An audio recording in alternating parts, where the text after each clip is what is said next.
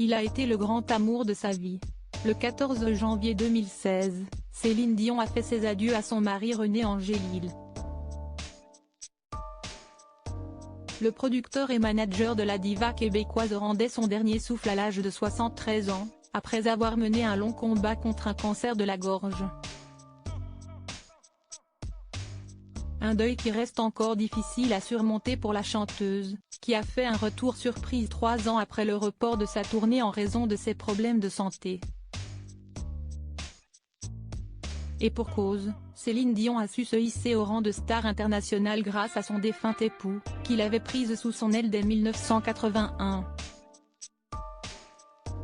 S'ils étaient animés par la même passion pour la musique, les parents de René Charles, Eddie et Nelson étaient particulièrement unis par leur extrême sensibilité. Un lien indéfectible qu'a révélé Fabien Lecoeuvre dans un entretien accordé au Journal de Montréal, ce samedi 18 novembre. L'auteur du livre La véritable histoire des chansons de Céline Dion, paru le 3 octobre dernier aux éditions Hugo Images, a été frappé par cette émotivité qui liait les deux époux. Un lien unique et fort que le journaliste avait pu percer à jour lors de sa rencontre avec René Angélil et Céline Dion lors d'une entrevue pour France 2. Dès les premiers échanges, Fabien Lecoeuvre a remarqué que l'interprète de My Heart Will Go On était très sensible. Cependant, son mari l'était encore davantage. Céline ressent les vibrations des gens autour d'elle, et pour René c'était un cran au-dessus, a-t-il assuré auprès du tabloïd canadien. Avant de révéler une petite anecdote, il était parfois si ému en parlant des performances de Céline qu'il en avait les larmes aux yeux.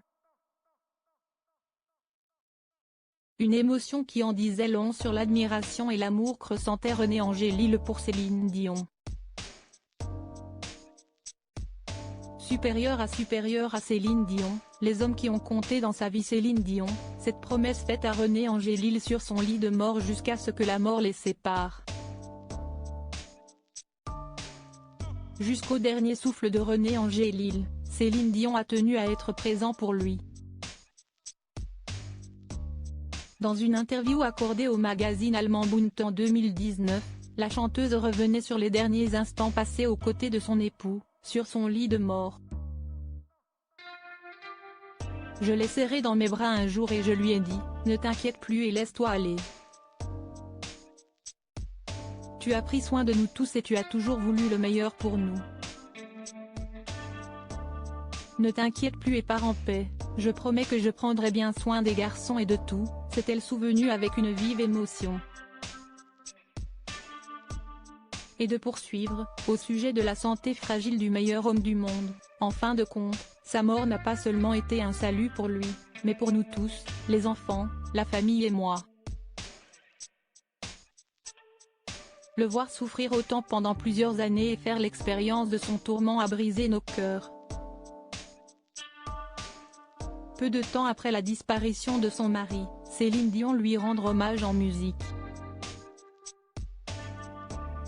Son ami Jean-Jacques Goldman a donc pris sa plume pour lui écrire une chanson sur le temps qui passe, portée par une musique mélancolique. Avec son titre Encore un soir, sorti en 2016, Céline Dion a montré que leur amour serait éternel. Crédit photo, Alain Roland Maxima Prod.